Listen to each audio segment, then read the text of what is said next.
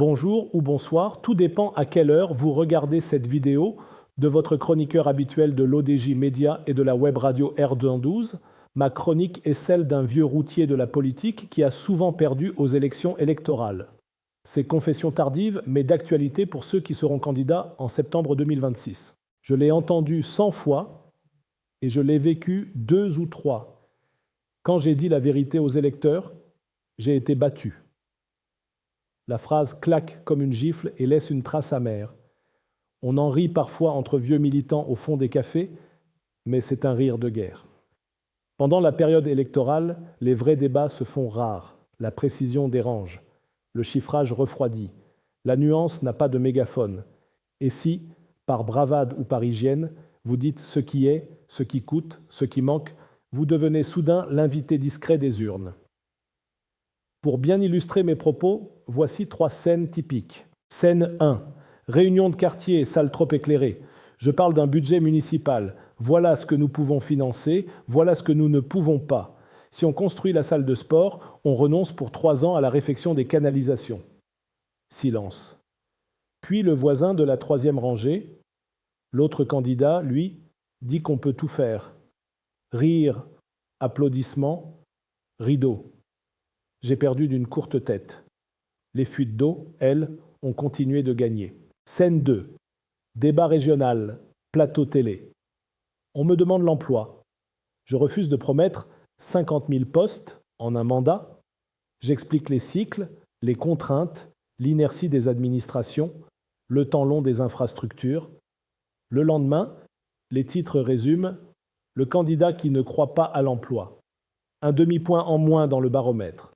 Le réel, c'est pratique pour gouverner. Pour gagner, c'est moins certain. Scène 3. Porte à porte. Je dis à une dame que la subvention au carburant est une béquille chère qui profite plus aux gros réservoirs qu'aux petits revenus et qu'un ciblage serait plus juste même si, au début, ça pique. Elle me remercie, dit que j'ai peut-être raison, mais pas maintenant. Depuis, maintenant se repose toujours quelque part entre la veille du scrutin et le premier tour des regrets. On me dira que c'est une question de talent. Un candidat habile peut dire la vérité et la faire aimer. Possible. Encore faut-il être capable de la dire. Et c'est là le premier nœud. Dire la vérité demande du courage, mais surtout de la structure, des chiffres, des échéances, des compensations, une pédagogie patiente. Or, la campagne est un stand de foire. On crie, on gesticule, on distribue des promesses comme des ballons gonflés à l'hélium. Le drame n'est pas que les électeurs refuseraient la vérité, c'est que l'économie de l'attention la rembourse mal. Ensuite, la vérité en politique est rarement un bloc de marbre. Elle est relative, subjective, située. Mon adversaire et moi pouvons brandir 2 graphiques exacts menant à 2 histoires opposées. Les faits existent, certes, mais leur hiérarchie, leur interprétation, leur coût d'opportunité, voilà le terrain mouvant. La vérité politique, c'est souvent le nom qu'on donne à l'équilibre qu'on préfère entre contraintes et priorités. Et dans une campagne, la tentation est grande de choisir la vérité qui fait battre des mains, pas celle qui fait froncer des sourcils. Pourtant, je ne crois pas à la fatalité du mensonge utile. J'ai vu des salles changer d'humeur quand on renverse la table des slogans. Il existe une musique de la sincérité. Courte, claire, répétée, vérifiable. Elle ne transforme pas l'eau en vin, mais elle évite de vendre de la brume en barrique. Le problème, c'est que cette musique demande des instruments que la campagne n'offre pas spontanément. Du temps, des formats lents, des comparateurs, des simulateurs, des contradictions assumées.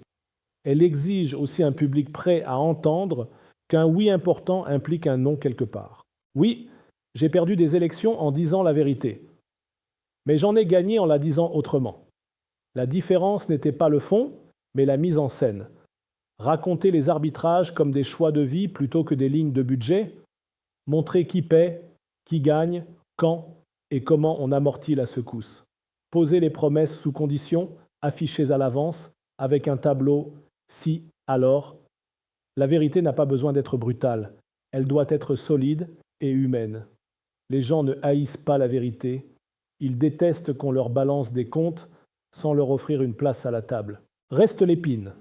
La vérité ailleurs. Le vieil adage des séries télé me hante. La vérité est ailleurs. Peut-être n'est-elle pas dans les programmes, mais dans l'architecture du jeu. Une campagne qui rémunère l'outrance, une médiatisation qui survalorise la petite phrase, des réseaux qui amplifient les pics émotionnels, un financement qui incite aux promesses rentables en clic, le marché politique produit ce qu'il rétribue. Tant que l'écosystème ne paiera pas la complexité à son prix, la sincérité restera un produit de niche. Alors, que faire quand on tient à la vérité sans vouloir collectionner les défaites ? 3 pistes apprises à l'ancienne. D'abord, ritualiser l'honnêteté. Inscrire dans chaque meeting une minute de coup et de compromis. 1 minute, pas plus. On y dit ce qu'on ne fera pas, ce qu'on diffère, ce qu'on échange. On la tient à chaque apparition, qu'importe la pression. Elle devient une marque de fabrique, une hygiène, presque une superstition d'équipe. Ensuite, coproduire la vérité. Inviter des contradicteurs de bonne foi, visibles et respectés, à venir tester les promesses en direct. Pas des pugilats, des crash tests. Quand la contradiction est intégrée au rituel, elle devient un service rendu au public plutôt qu'une humiliation subie en prime time. Enfin, promettre des mécanismes plus que des miracles, annoncer des clauses de revoyure, des métriques, des seuils d'arrêt, des budgets pluriannuels avec phase. On préfère un escalier à un tremplin. Ça monte moins vite, mais ça retombe moins mal. La vérité aime les garde-fous. Alors, je garde le goût des défaites lucides. Elles vaccinent contre la gloriole et forcent à aiguiser les arguments. Mais je refuse l'idée que la démocratie doive choisir entre le confort du mythe et l'âpreté du réel. Les campagnes pourraient redevenir des laboratoires de maturité collective, pas seulement des fêtes foraines d'illusions. Il suffirait de réapprendre à applaudir la phrase la plus difficile. Voilà ce que ça va nous coûter, voilà ce que ça va nous rapporter, et voilà pourquoi on le fait quand même. Au fond, la vérité politique n'est ni un absolu, ni une imposture. C'est un chantier. Elle se construit ensemble, se rectifie, s'évalue. Oui, en saison électorale, elle perd souvent au premier tour. Mais, dans la longue durée des nations, elle gagne toujours au second, celui du réel. La question n'est pas de savoir si on ose la dire, c'est d'organiser la vie publique pour qu'elle mérite d'être entendue. Voilà, c'était votre chroniqueur Adnan Ben Chakroun au micro de l'ODJ Média.